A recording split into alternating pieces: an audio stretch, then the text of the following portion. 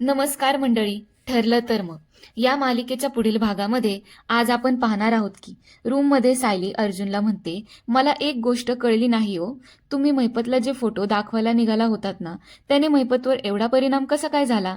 तिकडे रविराज घरातल्या सर्वांसमोर प्रियाला म्हणतो, तू आमची मुलगी आहेस ना, मग कधी वागलीस का मुलीसारखी? तू आमच्या मनामध्ये ते स्थान कधीच मिळवू शकली नाही, म्हणून तो मान आम्ही सायलीला द्यायचा ठरवलेला आहे. ते ऐकून मात्र आता प्रियाचं मन दुखावलं जातं. रूममध्ये गेल्यानंतर सायली अर्जुनला म्हणते, चला महिपतकडे जायचं आहे ना आपल्याला? अर्जुन विचारतो, तू पण येणार आहेस का? सायली म्हणते, हो नक्कीच. ते ऐकून अर्जुनला टेन्शन येतं आणि तो मनातल्या मनात म्हणतो, महिपत सायली समोर आमच्या डीलबद्दल काही बोलला नाही म्हणजे मिळवलं. एकीकडे अस्मिता सचिनला घरी राहायला घेऊन आलेली आहे आणि सगळे सचिनवर चिडलेले असताना देखील अस्मिता सचिनच्या बाजूने खंबीर उभी आहे. आणि दुसरीकडे हा प्रकार पाहून पूर्ण आजीला मात्र आता अस्मिताची काळजी वाटायला लागली. ह्यांच्या आयुष्यातले प्रॉब्लेम्स तर काही संपणारे नाहीयेत. पण माझा टाइम तर झालाय.